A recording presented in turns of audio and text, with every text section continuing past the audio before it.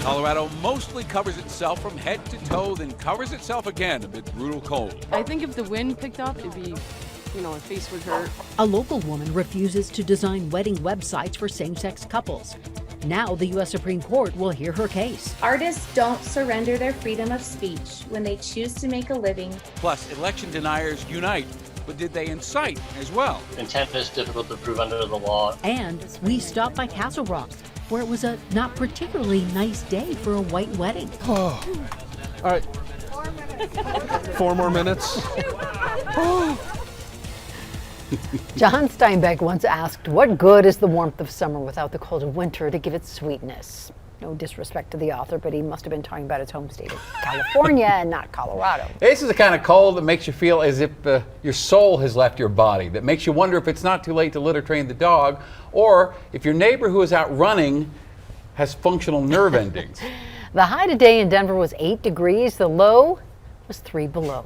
And Denver 7's Russell Haythorne is apparently unaffected by it all because, Russell, the rest of us are just cold today. You seem to be doing all right out there.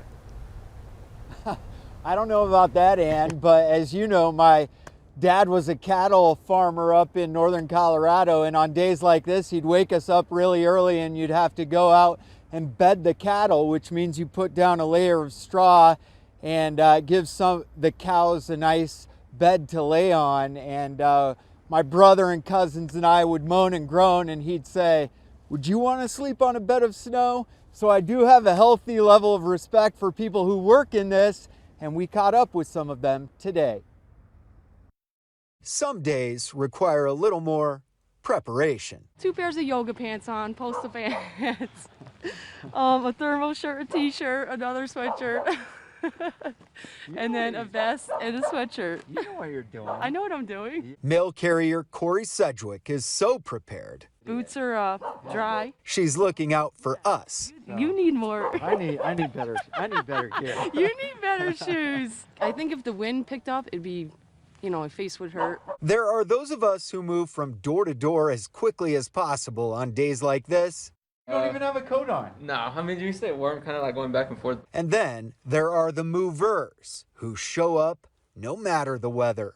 It's cold, yeah, don't get me wrong. It's pretty cold, but it's Denver. What are you gonna do? We've definitely done worse.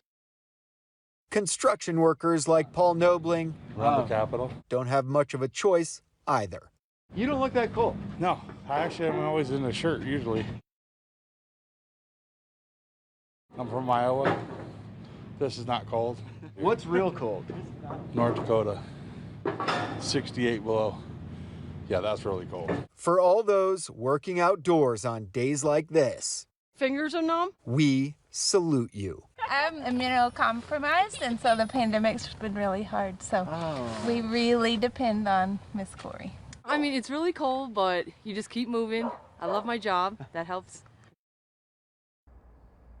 We met a lot of cool people today. What you're looking at right now, Spear and I-25 traffic moving along pretty slowly. The snow has picked up in intensity over the course of the past hour or so, so people taking it easy out on the roads. No jams to speak of, but definitely taking it easy. And if you're heading out this evening, you'll want to be careful on the roads. They are becoming snow-packed and icy. We're live in Denver tonight. Russell Haythorne, back to you guys. All right, hardy souls out there. Thank you, Russell. And now you can get inside. All right, let's get to Chief Meteorologist Mike Nelson with the unfortunate news that tomorrow isn't going to be much better. Mike?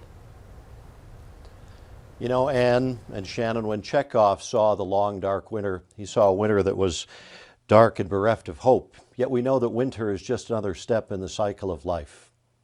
Phil Connor in Puxatawny. Let me show you what's happening currently along the Front Range. It is cold out there this morning. It was cold out there this afternoon. Just single digits and teens, and with the wind, it feels like 21 below zero currently up in Sterling. Now, it's much milder over western Colorado, where they have the winter storm warnings and the winter weather advisory is in effect, along with an avalanche watch, but we have the wind chill warnings on the plains.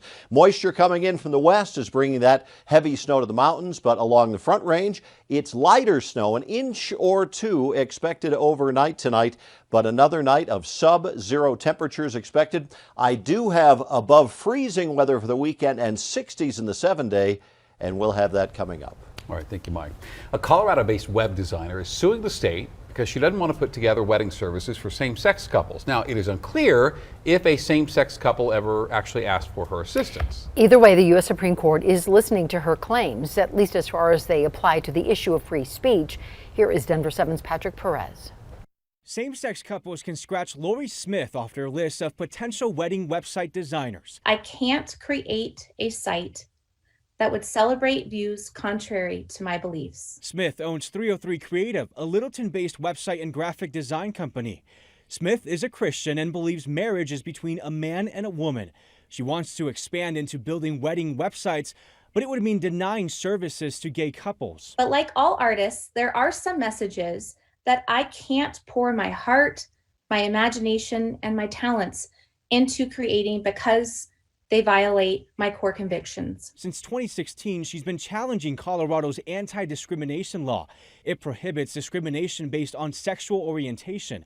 Speaking at a press conference Tuesday, her legal team says it violates her free speech. The government shouldn't weaponize the law to force a web designer to speak messages that violate her beliefs. The matter has been taken up before and was thrown out in district court.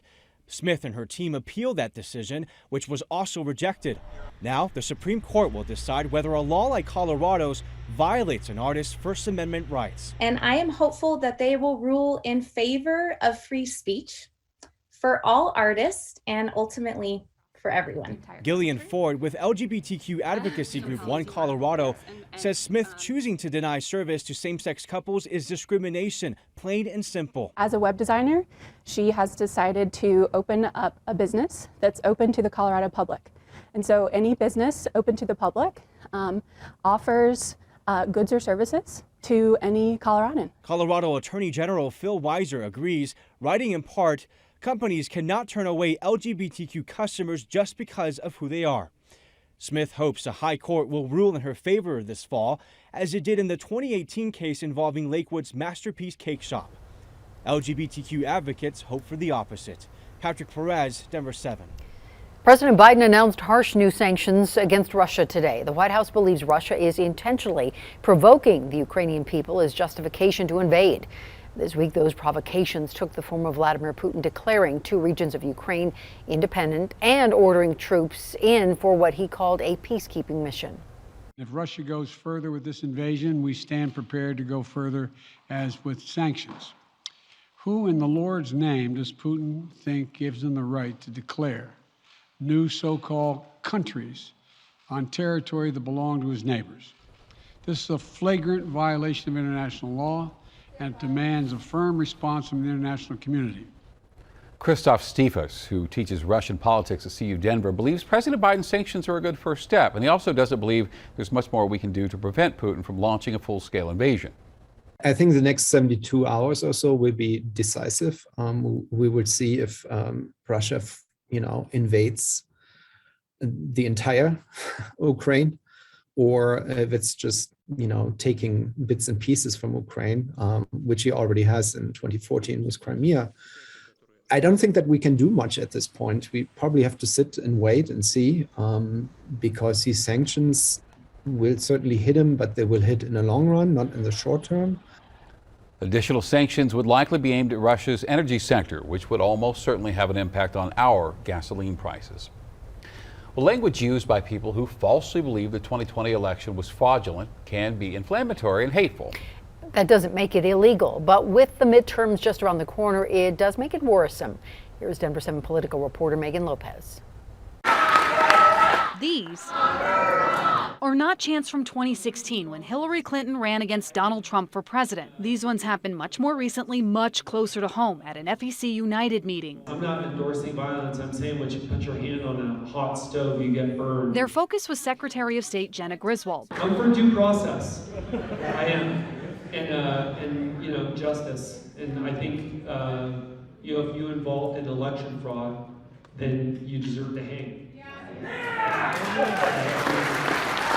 It's not the first time language like this has been used against her. Rhetoric is up, threats are up, and as a result, she's asked the legislature for more money to hire personal security. There's a lot more vitriol, really just generally, across the political spectrum these days. But Griswold isn't the only public official facing this language. This weekend at a Colorado Conservative Patriot Alliance conference, now is the time that we bring 1776 back. Similar calls against Governor Jared Polis, this time from a gubernatorial candidate. When Governor Polis is ruining our economy and taking money out of your pockets and lining marijuana companies' pockets, I believe that he belongs in a jail cell.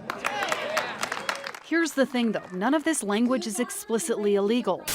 The First Amendment protects an enormous amount of speech that we would consider to be outrageous or political hyperbole. Alan Chen is a law professor at DU. He says this type of political speech has been around for a long time, and the Supreme Court has been clear about its use. We had an election that was stolen. If it's not a true threat or incitement, it's likely allowed. Obviously, many of these people aren't really in a position to imprison or arrest public officials, so that makes the threat less likely or less realistic and therefore less of a concern. But just because something isn't illegal, is it right? Both the Democratic and Republican state parties say they condemn it. Our stance is you should never, violence should never be a part of political discourse. That is what people want to hear about, our solutions, not threats to the other side, not threats to the other party. Violence has no place in politics.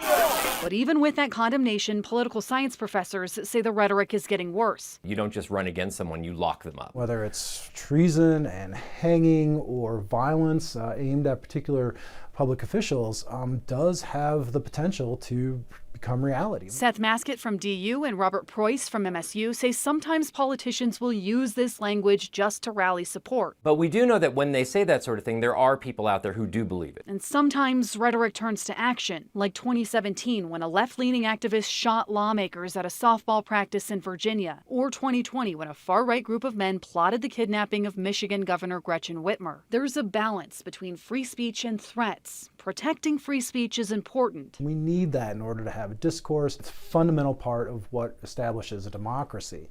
But at the same time, there's always that risk. But when the language takes a turn from healthy debates to calls to silence or imprison opponents, all those are things that are just sort of warning signs that lead to democratic decline. Because democracy, after all, is fragile. Megan Lopez, Denver 7. Cold hands, Get my fingers to work here. warm hearts. Forever and always, I love you. We weather a wedding like few others after the break. It's going to be another bitter cold night tonight on the plains. Coming up, I'll let you know when the temperatures bounce back above freezing.